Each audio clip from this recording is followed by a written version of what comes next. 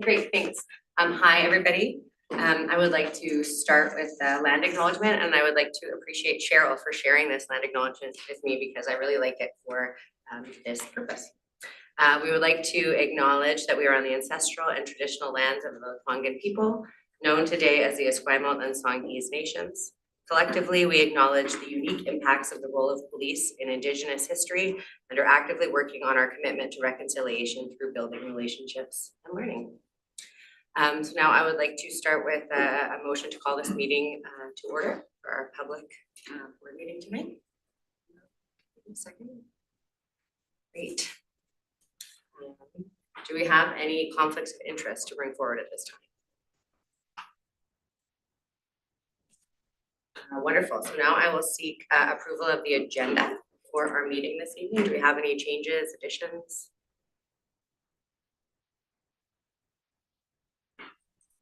I will move the agenda as presented. That's what you're looking for. All those in favor? Any opposed? And now I will move on to the approval of the minutes from January 16th. Are there any errors, omissions, or changes that anybody sees? I'll motion to approve the minutes. Elizabeth, thank you. All those in favor? Any opposed? Wonderful, thank you. So now I will move on to the board co-chairs updates. There is no update from the board co-chairs. Mayor Alto is away. And I just wanted, though, for the members of the public that might be listening in, to know that tonight the board meeting is being chaired by Michaela Hayes, who is our new vice chair of the board. So thank you so much for taking this on, Michaela. We are certainly getting our bang for our buck as you're attending so many things. Thank you. Thanks for having me. Great, so we will move on to the committees update, please. We've got human resources first. Tim Kituri, here, the chair of the Human Resource Committee of the Victoria and Esquimalt Police Board. It's a pleasure to be here. Not too many updates, but just to say that we've been coming towards the annual study of the goals for the Chief Constable, and really good to see that community engagement is on top of that list.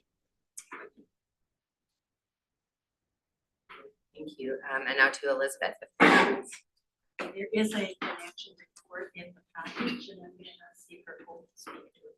Sure. So two reports in the package. There's an overtime report and a preliminary 2023 year-end report. So first, just going through the overtime report. Overtime costs were 13% of the budget, but we were only 8% through the payroll year. That seemed very high, so we had to do a little bit more digging into what was behind that. So there was actually a couple of items in there that were skewing the numbers. One was the way that the cutoff was done at year end for overtime by the city. So January included some time that was actually 2023 time for the Christmas stat holidays, which was about $88,000. Also, the way that we had to set up the standby pay in our timesheet program, it's pulling through as overtime instead of standard time. The budget's under standard time, so that's another $82,000. But really, it was just a mismatch between where the budget is and where the expenses are hitting. So if we take those into account, we're actually only about 1% over budget. So because it's early in the year, 1% over budget is nothing really to worry about. But I took a look at the sick of the work safe, and those time losses were actually down slightly from the same time last year. So overall, we're pretty good. There was a few in resource intensive events in January, so that's understandable.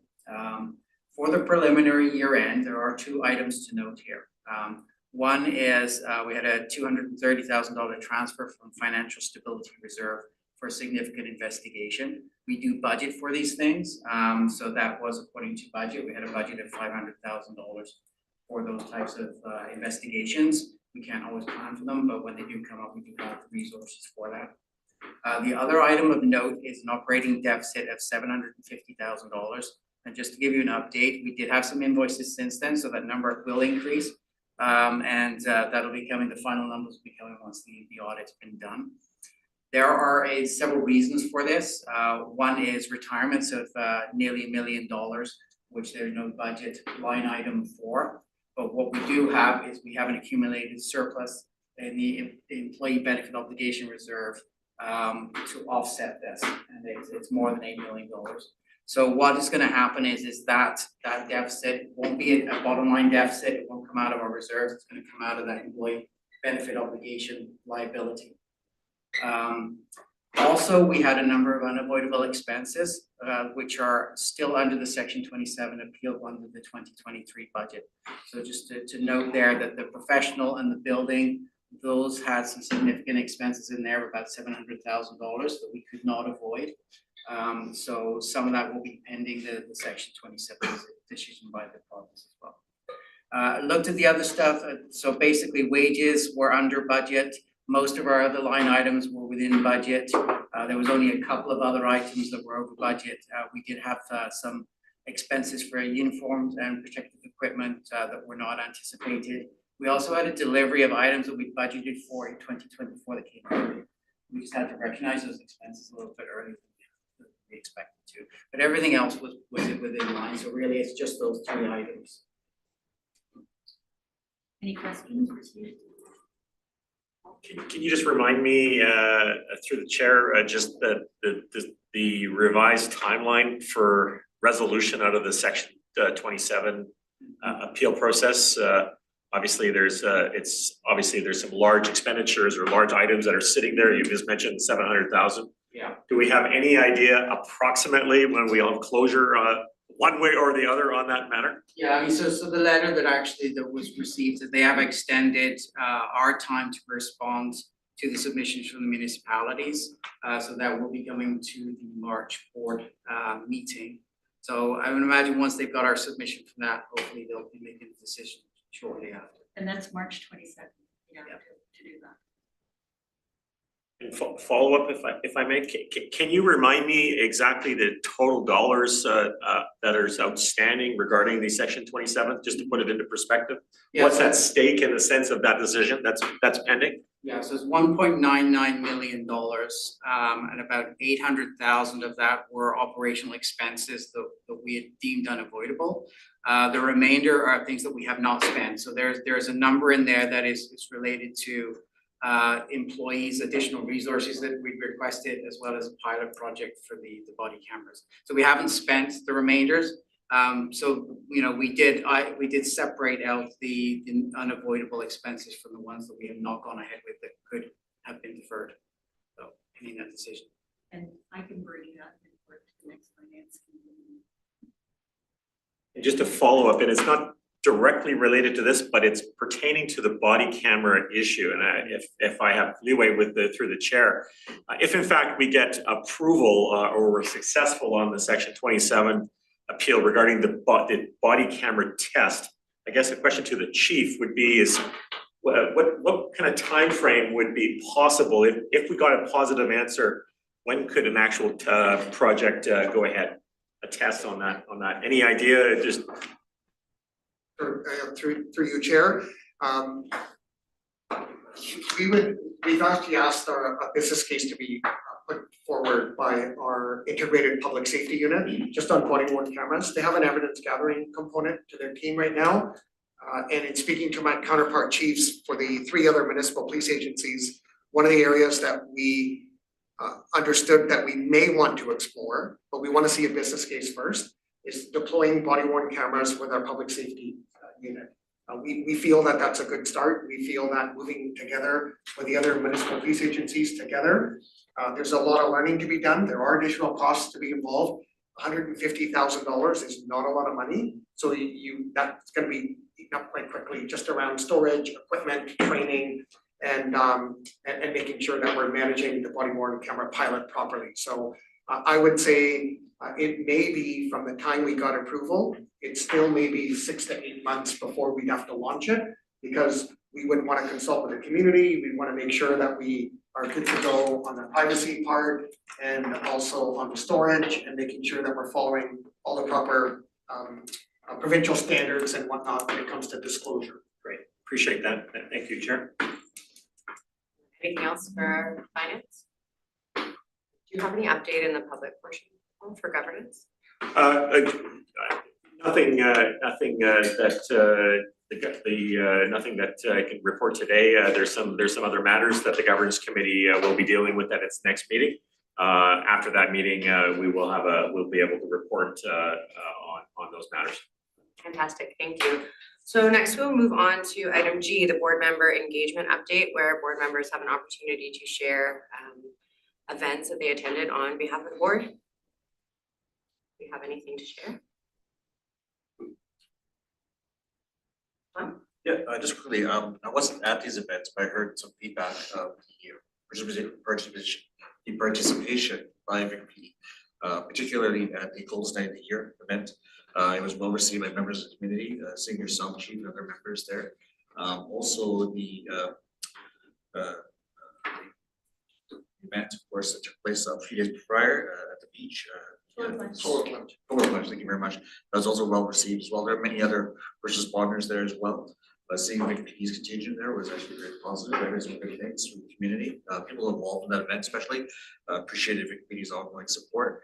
And one particular thing is I did hear back sort of secondhand through the family of the little 9-year-old boy, Samir, who you were able to fulfill his wish. I did hear from them and they felt very appreciative of your time, which I'll leave you to maybe speak about. I did just want to know that that was a very nice thing to hear from other members that sort of word got around and appreciate that. Thank you, Sean. Tim? Yeah, it's been an interesting month. On the 3rd of February, I had the great pleasure of sitting around with the Samba Center, talking about a discussion on policing and public safety. And that was with the Diversity Advisory Committee. And it was Black History Month initiative. So a lot of people in the community were talking about historic dealings with the police, and I've been also, maybe I'll share that I will be featured on True Blue. So please listen up for my podcast. It already posted. I noted today it was posted. And it was, I think I had the pleasure just to speak about my interaction with police coming from Kenya was always very negative. And part of the conversation that we had at the Samba Center was people talking about moving to Canada and interacting with police and having the association of a negative experience, not because of the interaction they've had here, but because of a historic event and association with the police. So this was, for me, very, very exciting. So the Diversity Advisory Committee, and maybe one of the next agenda items is I will be asking formally for the board to support me sitting on this committee, and we'll talk more about that. Then through the Diversity Advisory Committee, maybe I'll have to learn to say first before they can. We had to dance and on Family Day, which was again so well attended.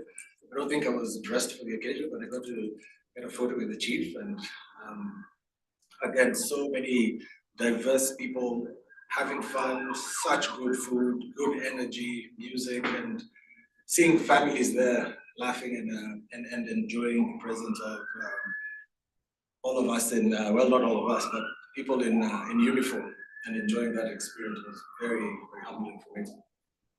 And then I was with you, Elizabeth, at the Esquimalt budget presentation, which also was a part of a discussion that we had with the ladies and gentlemen at thing about policing and public engagement is that understanding of where police budgets come from, and that there's that relationship with the municipalities was a good one to have and to share. And that's it. I've spoken a lot. Thank you. That's great, thanks, Tim. Anybody else? So I'll just say quickly that I did have an opportunity to attend the Polar Plunge on Family Day weekend. It was really a fun event and I was really pleased to be there. I brought my daughter who wouldn't talk to anyone and who was mad that there were no polar bears. I think I maybe explained it incorrectly about what was happening. But I really enjoyed seeing everybody out there having a great time, and I have challenged Vic PD to work on their endurance, because they just run in and out, and I think you should stay in for a bit, and we'll work on that for next year. I also had an opportunity to represent the board at the retirement ceremony on February 22nd. It was a really lovely event, and I really enjoyed being there. It was really nice to see members relaxing and socializing and celebrating with their families, and to hear some of the speeches and history of their careers. So I had a really great time. Thank you for having me. Anything else to report from any board member? You are stuck with me. We're going to item H, BC Association Board Directors Update. I don't have a lot to report at this time. We're just finalizing all of the details for the conference. And so I will look forward to seeing many of you there. The one thing I do want to say is that the BCAPB has been reviewing some new disclosure requirements. It was brought forward by one of the members wanting to discuss whether that was something that we should be focusing some attention on. And through the chief, I did have an opportunity to meet with Lori Wilson, the manager from Information Management. And I just wanted to take a moment to share how valuable her perspective was and how much she offered back to the conversation for the BCAPB. So she had really useful insight, and I think VicPD is a little bit ahead of some of the other organizations, so it was really interesting to see how that might work for other people moving forward. I just wanted to publicly appreciate her and use my platform to remind everybody to schedule a day or as much time as you have to go to records. You will really learn a lot. So I'm tying that into my BCAPB update, just a little plug for the records department. And then I think we'll move on to item I, the Chief Constable update. So over to you, Chief. Okay, thank you very much for that, Chair. So I'm gonna first refer to the report that I have, my written activity report. It's on page 18. I'll pick out a couple of highlights for you. One was Hockey Day in Canada. So VicPD provided all the security for the event. There's a number of events for the 2 days or 3 days leading up to the showcase Saturday, where we were under the national spotlight, and VicPD did a great job, and our NHL Street connection with our youth hockey rink was there, and so we were able to support Hockey Day in Canada. Also, there was the senior and junior boys and girls basketball tournaments, where I attended to present the awards along with other VicPD officers as well. Budget presentations happened in the last month's update for both the city and the township. Quarterly reports also were presented for Q4, both to the township and the city. Police camp is going to be starting next month. So this is an 8-day camp for primarily grade 11 and 12 students. This year's camp is going to have 60 students. We raised it, we had 50 last year. This year we had 100 applicants for the 50 positions. So we were able to increase the camp by 10 up from 50 to 60. So it's very popular, and we're excited about Police Camp 2024. Also wanted to just, Chair, you touched a little bit about the annual retirement ceremonies. We did change the format up a bit, so thank you for providing some opening remarks and congratulating the retirees. But this is a huge event. It requires a ton of planning. So I wanted to just thank the union, the PMBA, Chris, your team in HR, Cheryl. Cheryl was the MC, and I really took ownership of putting all the bios together. This was a lot of work, and the end result was an amazing performance. You did an amazing job. So lots of positive comments about the work that you did, and people feeling extremely valued, and you representing and reading out their career histories and stuff. So thank you for that.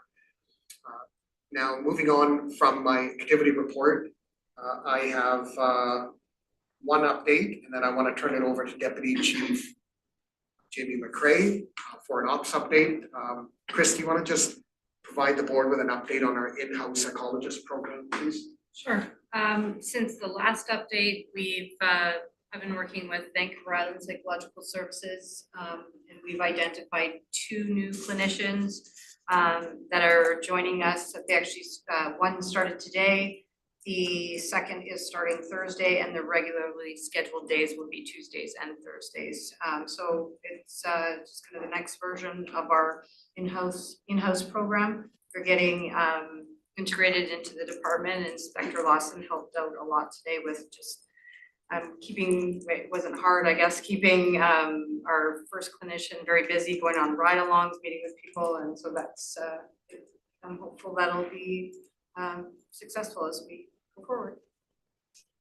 Chair, maybe I'll just stop and ask if there's any questions on board members on my activity report or the update I provided, and then I'll turn it over to Deputy McCray. So question through you, Chair. You said, Chris, that there's some changes to the format of the in-house psychologist. Is that, what are those changes? So the changes are, the last meeting, they updated that the psychologist that was working with us through Vancouver Island Psychological Services, she had resigned. So we worked with VIPS to identify not 1, but 2 new clinicians to go forward with. And so it's the same, it's a very similar format, it's just different people and different days of the week. Same MOU, same structure, same plan. And Paul?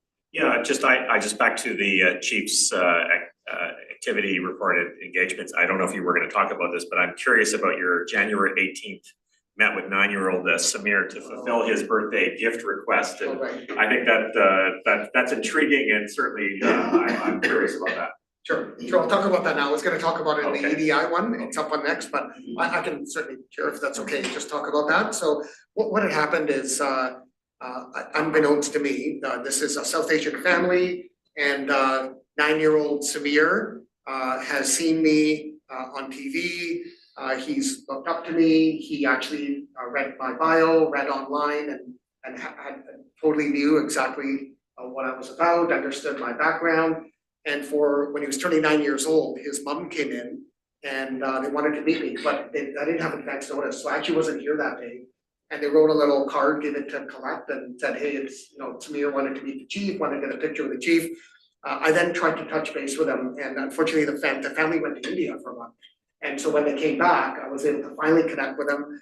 And on January the 18th, I went and visited them. I took some stickers and my Chief's Challenge coin, met with Samir, and I was shocked. I thought he was stalking me. He knew so much information about me. So, but just an amazing 9-year-old kid. And he had family over. They obviously knew I was coming for a visit. And it's really inspirational to know. And he's a very smart, ambitious 9-year-old. So enjoyed that experience. Thank you. That's a great story. I was hoping that that's what you were gonna say, but that's fantastic. Thank you for doing that. Thank you.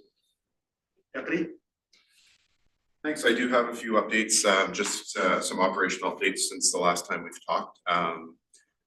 The first one, you've actually been updated before, and you might have seen some information in the media on it. So during the summer months of 2023, so last summer, we had a series of arsons, quite a few of them, and ultimately we were able to identify and arrest a suspect after a lengthy investigation.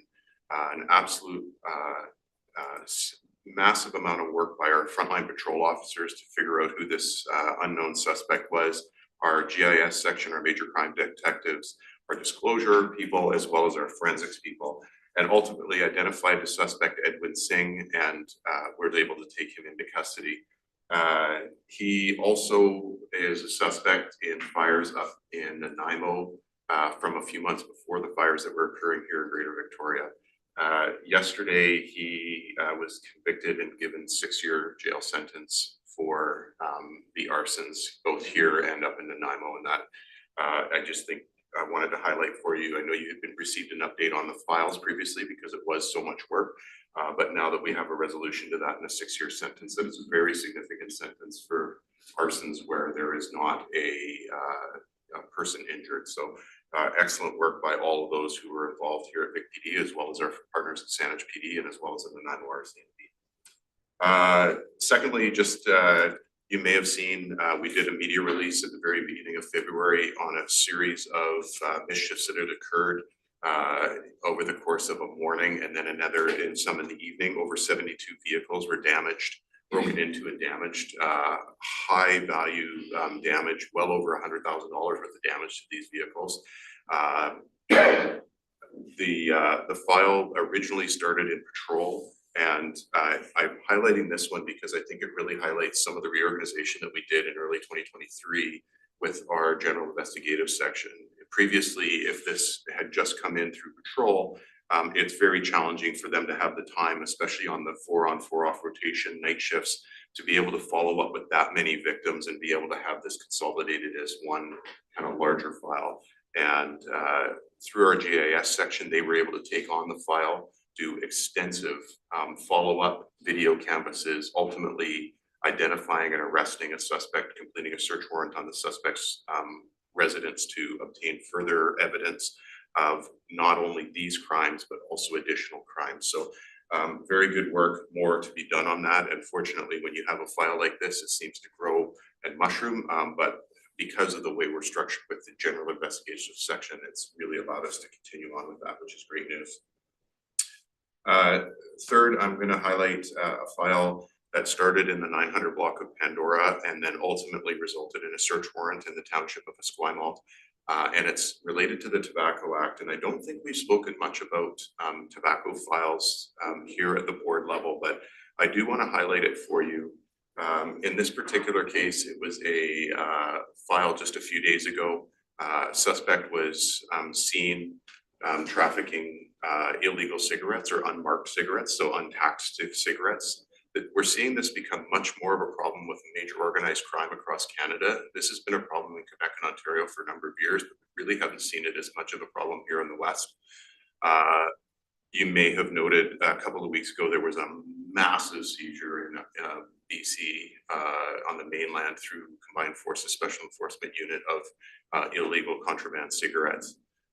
So in this particular case, our officers were able to stop the suspect, arrest him, and then applied and received a judicial authorization to go into the suspect's residence in Esquimalt, where they were able to locate $130,000 in cash and over $500,000 in contraband cigarettes.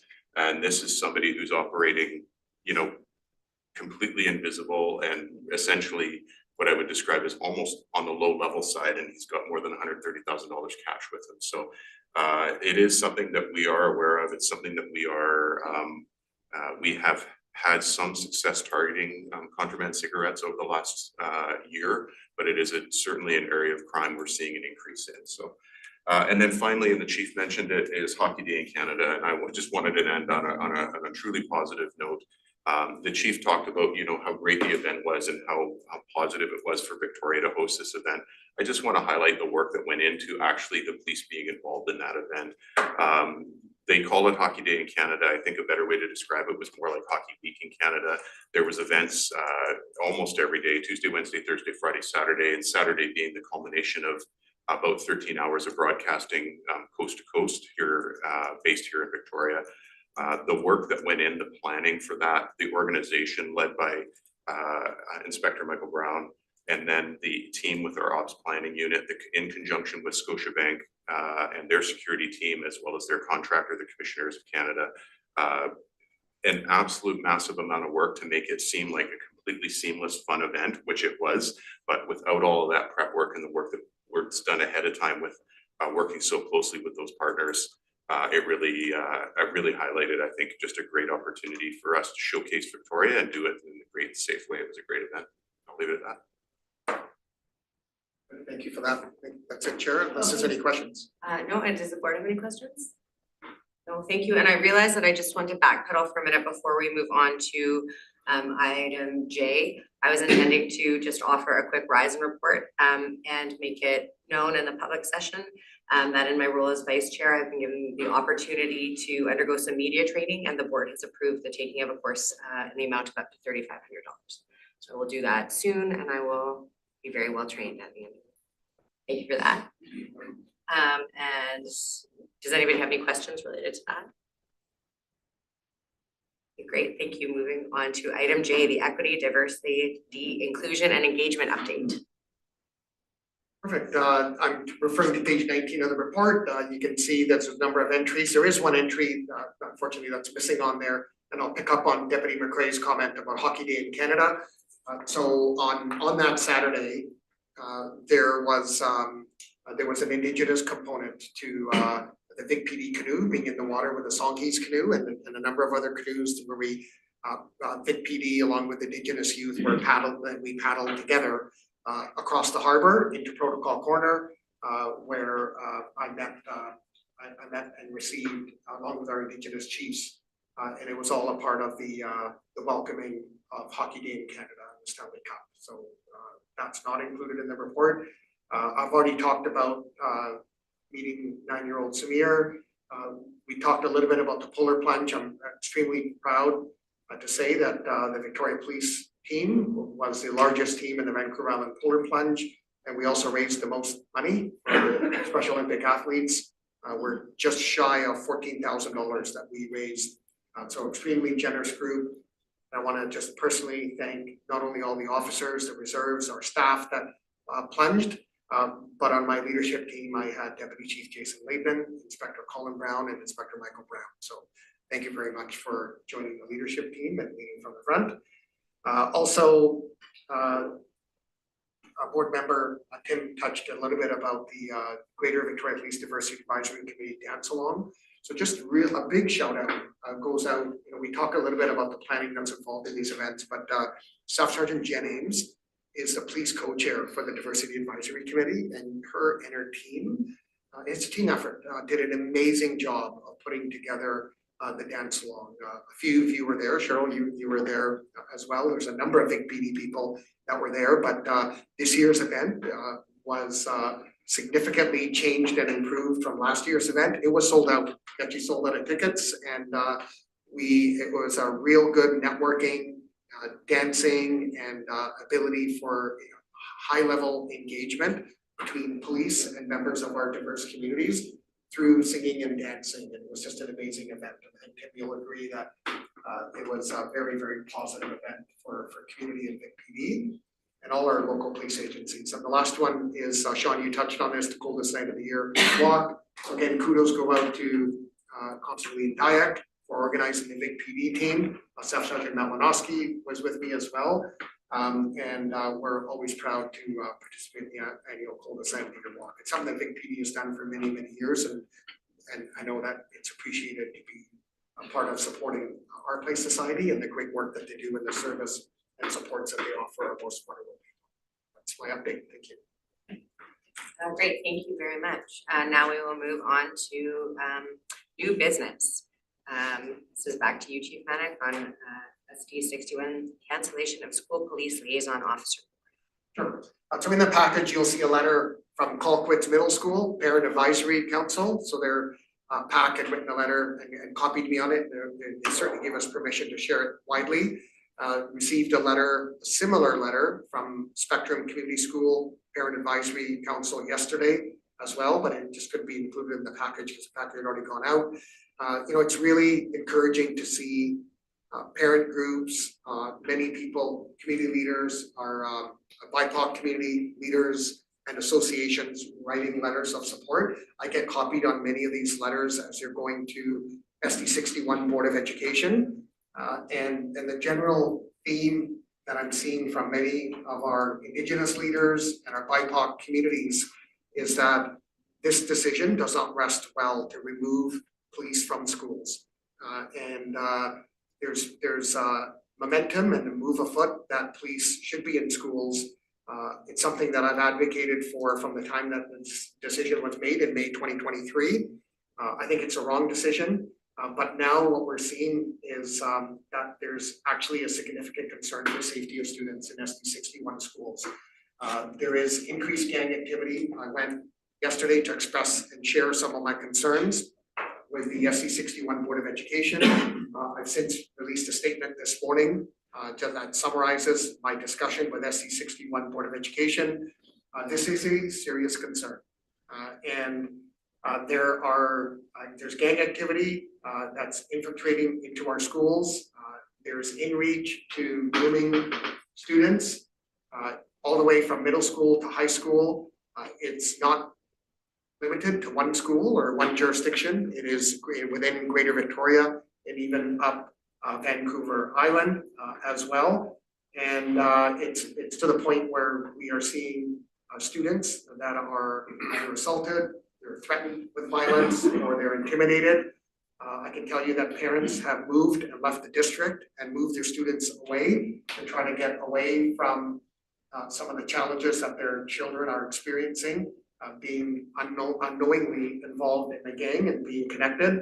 I want to just share that, you know, one of the things is that for youth and students is it's very naive and it's very innocuous in how the gang members are working.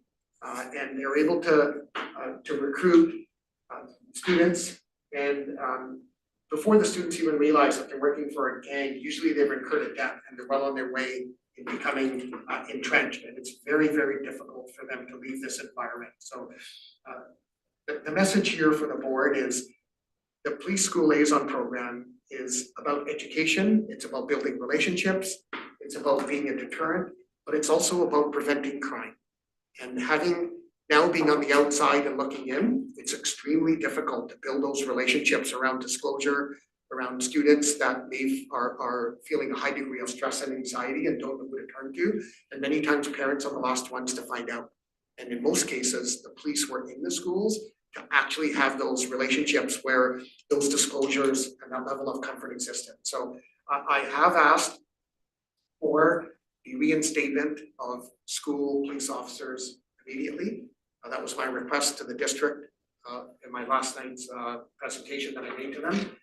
I do acknowledge that there are voices that perhaps aren't comfortable with police in schools, and there may be some students that feel traumatized if they see police officers in schools wearing a uniform. And I think what we need to do is we need to develop a small subcommittee and we need to have discussions. There will never be 100% consensus of what should happen and what shouldn't happen. But I think with what we are seeing happening in our schools, if school safety is a #1 priority as it should be, then we need to allow the police to be able to build those meaningful relationships and also be a part of this subgroup that has these discussions about what next steps maybe look like for a future program. So I just want to turn it over to Inspector Michael Brown, who sat on the review committee for a number of years, is well versed in these areas and these discussions. If there's anything that you want to add or highlight to anything that I may have said. Chief, I appreciate it. It's been a long couple of years sitting on that committee. Very frustrated. I will add a couple of things from the committee perspective. Two things that are really important. Number one is the survey that was conducted that went out to parents, teachers, other staff members, and students. The overwhelming results of that survey showed general support for the program. I think that's important. And I will say that the committee itself, the majority of the committee members wanted to see the program remain, albeit with some changes. So the committee was very open to examining the current state of affairs and modifying the program to improve the scenario for folks that are perhaps uncomfortable with police being in school. So it's been frustrating, but I'm still hopeful that we'll get there. Thanks. And one final thing, Chair, just appreciate the time on this important topic, is we have our mobile youth services team. And so they are there to support students that are high risk, exploited youth, and also our most vulnerable youth and students. And what's happened is their workload has gone up exponentially because the police are not there in schools. So they are the ones that the schools are reaching out to. Well, they don't have the capacity. It's a regional team, which includes the RCMP's jurisdiction as well. So their workload has gone up exponentially, but now they're walking into a school and they're meeting students for the first time, and they have to start developing that relationship that they don't have. So when you want a disclosure and there's a high level of stress and anxiety and threats that are levied against young students, like these are young students who don't know how to navigate their way, it's taking a tremendous amount of time and effort to get the cooperation of students to even disclose what they've gotten themselves into unknowingly. Versus if you had a school officer, that would be bridged through the trust that that school officer would have. So I'll leave my comments at that. I appreciate the board's continued support in this area. And I'll keep you updated as to the progress. Thank you. Great, thank you very much, and thanks to Inspector Brown for all your time in the committee. Any questions? Well, just, you know, my disappointment with, School District 61 continues. Every day I hear, you know, the lack of action, from that school district. I'm a strong supporter of school liaison officers. I think we've seen other areas in British Columbia, where they are successful. And it's frustrating to me that, that the school district, while I appreciate their autonomy to do this, clearly, they're not following the wishes of the people that they've surveyed, the parents. You know, when I read in the letter from the Colquitt's Middle School Parent Advisory Council, when I read that 66% of the respondents of their own survey said that they're comfortable and very comfortable with the liaison officers, and it is what I would say is just simply disregarded. It's troubling to read that I didn't know this, that the results of their own school board's survey had to be actually FOI'd to get the results. I find that very troubling. I would have to ask to the School District 61. You know, I really question that level of governance. So I guess what I'm saying is I appreciate the chief, everything that you're doing and the staff here, and through this webcast and through the work, I sincerely, respectfully ask that School District 61 reconsider their position on this for the betterment of the citizens of Victoria and Esquimalt. So we'll see what happens, but I think we need to continue our advocacy on this very successful and productive program. Thank you. Thank you. Thanks for that, Paul. Anything else on this topic? Any questions? Okay, great. Now we will move on to item B, the BCAPB AGM and conference sponsorship request. So I gather I got some historical information from Colette that each year the Victoria and Esquimalt Police Board does sponsor the BCAPB conference in some way, ranging from $550 all the way up to $900. So the request has come through to the co-chairs from the BCAPB president, Tricia Barnes, and they are looking for sponsorship opportunities ranging from $575 to $1,100. So I wonder if we talk about this as a board or if this goes right to the finance committee meeting on March 5th.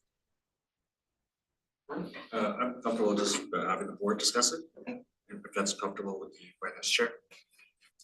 With that too. So does anybody have anywhere that they'd like to land with this or any motion they're prepared to put forward? Yes, Sean? Yeah, I'm prepared to put a motion forward that the Victoria Esquimalt Police Board sponsor a breakfast at $700 for the upcoming 2024 BCAPB General and AGM conference. Okay, great. Thank you for coming to that quickly. As seconder. Second that. Any discussion on that?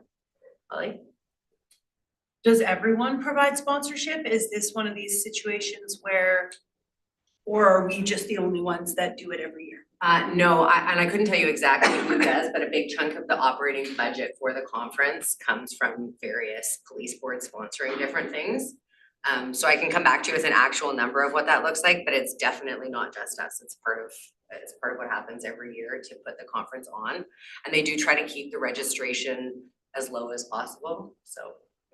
Low cost or low attendance? Low cost. They try to keep the registration attendance very high and the cost very low. That would be a bit counterproductive, I would think. Does that give you an answer that you need for that? No, Okay. but I'm willing to accept that you don't have all of the information. But I do, the answer is not just us. It's a big part of how they raise money Yeah. to run this.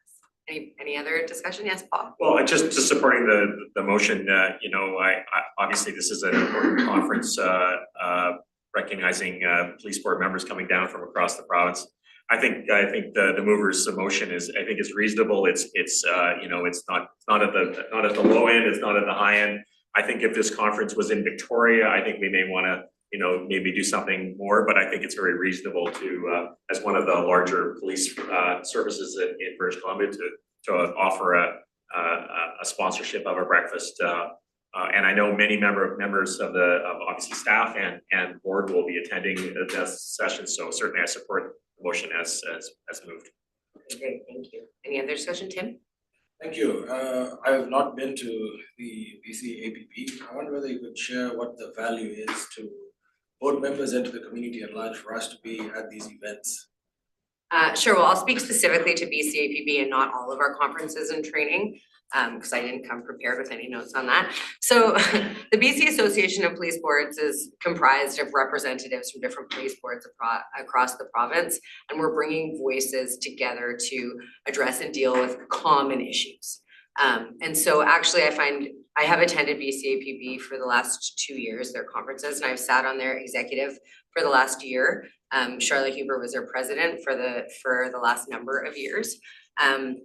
And so I think the value in this for me is specifically in meeting and connecting with other board members and having facilitated discussions about issues that are facing a number of the boards collectively.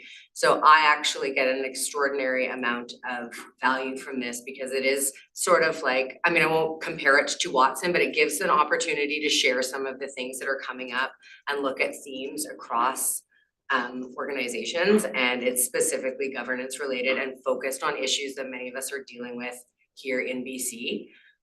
So that is what I think the value of this is. Also networking and relationship building is an extremely valuable part of it. And I might want to add, and this might answer Holly's question a little bit more, that the BCAPB is not funded in any way. It is funded by, each board pays to be a member of it every year. We have a conference that raises money. And we recently, as I've mentioned a number of times in previous meetings, received a small grant from the provincial government to do some strategic planning, but it's not a funded organization, so everything is on a shoestring budget. And I think that anyone who attends will find a lot of value in being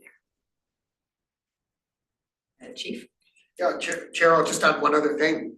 The BC municipal chiefs also attend.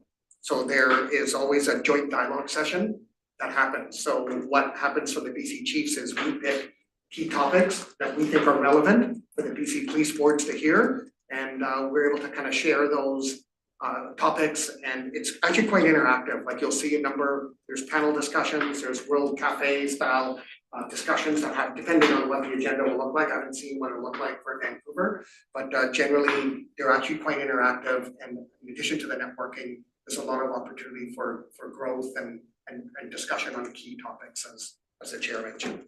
Yeah, sorry, thank you for adding that. The connection with having the BC municipal chiefs there and typically a few members from the province attend as well. So that is really great to add into that explanation. Thanks. Sean? That having been to a number of these events, the very first time I went, I found it to be incredibly insightful to learn from other police boards what they were doing, how they're engaging with their communities. So it's also not only a way to learn best practices, but like Michaela says, to basically network and have a real honest one-on-one conversations with various members of PSSG, various members of different police departments, unions, folks, etc. All the supporters, all the people that come together that help, the custodians of the police act, if you will. So I find it to be very insightful that way, and just you walk away with so much information, but also so much energy, and knowing that situations and maybe some challenge you're having is no different someone else is helping across the water, if you will, or up the street, if you will, because we tend to operate in silos as we naturally do, but these sort of events actually help us bring everything together and to talk. And also, as Michaela said, oftentimes ministers are there as well, and it's a good opportunity for them to hear some from us as an organization as to what some of the hot button issues are, topics of the day, if you will. In addition to that, which we'll get to the next item of the agenda, is the resolutions piece, which is a really important part of it. So as each board can put forth a set of resolutions, which are theirs that are sort of tabulated and pushed up the line, if you will. The government also receives that as valuable information for them to see where the things are going within the communities that they're responsible for. So just give you some additional context and information.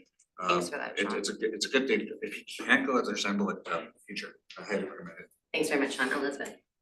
I'm unfortunately, I can't go to this event, I'm not in BC in April, but hearing what everybody's saying about the value of it, I'm even more disappointed I won't be there. You mentioned Watson, and that's what started came into my mind as we were having this discussion. I had so many opportunities when I was in that 4-week program to be able to talk to other board members and say, how did you do that? Or what did you say about it? So I think this kind of event where we all get together, we all have similar problems, but not all of us have found the same solutions. And the same solutions don't work for everyone. So I encourage all the rest of you to go. And I understand that there will be availability of video afterwards. I wrote to them and said, we can get something and we will, so. Okay, well, I didn't even know that, so that's great. Thank you for finding that out. And I think our discussion about who will attend this is gonna happen at the committee's meeting. So if I could just bring it back to the motion on the table for the sponsorship. I had a seconder for that, was that, did you see your second? You called it and second by Sean, so all those in favor? Any opposed? Okay, great, that motion carries. And now I'm gonna hand it back over to myself to talk about the BCAPB call for resolutions. And I will admit that I was absolutely planning to rely on Charlotte through this resolution process because she's really carried it for the last number of years as the president of BCAPB. I'll let you know just for timelines that we have a tight timeline. They're due back on March 15th and we are reviewing them in a small committee of us on March 18th. So just from a process perspective, we do need to move forward pretty quickly. I know you had some robust information in here that we put forward to boards about the resolution process. But it's basically an opportunity for us to put things forward, our ideas for BCAPB that can help inform BCAPB what to take on, focusing on this year. Last year, we did make a resolution specifically related to amalgamation. I don't have it in front of me, and the BCAPB executive chose to table that. So we didn't vote it down and we didn't vote for it, we tabled it. And there was a lot of very robust discussion about why we ought to do that. So I just wonder, and maybe, I don't know if Colette has anything to add about how we come to, is this go to a committee or is this a? Yeah, it's here so that you have some time to think about it for the next committee's meeting. It would be best if we could bring this to governance with some suggestions so that we can put them formally to the BCAPB after that. That sounds great. So we'll bring this back to the governance committee. Sorry, Chief. Sure, yeah. One of the other things, just in addition to Colette's kind of comments is a lot of times the board will ask police leadership if there's anything that they feel that we would want advocated on behalf of the Victoria Esquimalt Police Board to put to the BCAPB. And I know that in past we have shared, one was protest costs in 2022. We wanted to have full recovery of our costs being the capital city. And that was a motion or resolution that was put forward to the BCAPB. There's been other years where we haven't had anything. We always talk about e-com costs, we talk about the JIBC, whether it's seats or whether it's tuition and costs. So those are all areas that can be explored by this board, but also maybe some deconfliction so there's not duplication, because other boards like in the mainland may also be putting in a similar resolution. So, but those are things to consider. And in the past, police leadership has assisted in putting the resolution together for the board to consider and approve and revise. Okay, that's wonderful. Thank you for that. And yeah, there's absolutely going to be a review process to make sure we're not duplicating and only supporting between the boards for resolution. And if it's okay through the governance chair, maybe I can connect with you in advance of that and we can talk about that and I can put some ideas forward. I also had a chance to talk to Mayor Alto about this and she had a few sort of ideas, so I can, if that's okay with you, meet with Dell and then bring a few ideas forward in advance of the committee meeting. And that's fine. And the other thing the board might want to consider today is delegating the governance committee to come up with the resolutions, just because the timing won't allow us to come back to the board. Or you can do an electronic vote. It's up to you. Do you have an opinion on that, Paul? I'm fine either way. I think definitely time is of the essence and I appreciate the chief's offer to help in drafting it because you'll probably get heartburn if you read what it said you have to do to draft the resolution. Obviously time is going to be very thin. So, I think the biggest role here is who's going to wordsmith the resolutions. I'm actually looking at the the constitution and bylaws of the BCAPB, and I think there's some things under the preamble that there's no mention of working with First Nations. I think that we should be looking at that, so I'm happy to look at that piece as well. And Sure, and I would also just remind you that BCAPB is at the tail end of a strategic planning session that will lead to a new, I don't think we're reviewing our whole constitution and bylaws, but a new mission statement and quite a bit more information and an update of everything you can see. So we can certainly move forward with considering that, but it's getting a refresh very shortly. so the governance committee is standing by. We'll do what's needed to get the job done. So do I need a motion for that to? It would be best for the board to make a motion to delegate the crafting of the resolutions and sending of the resolutions to the governance committee. Perfect. Would anybody like to make a motion to that effect? Motion. Wonderful. Any second? Elizabeth, and any discussion on that? Okay, great. All those in favor? Any opposed? Perfect. That motion carries. So I think that brings us to our last agenda item, scrolling all the way back up, which I believe is commendations. Yes, back to you, Chief. Yeah, and Chair, that's just in there for your information. There's 3 commendations. It's always good to see members of our community just thanking our officers when they go above and beyond, and it's more for your information. Thank you. Okay, great. Thank you very much.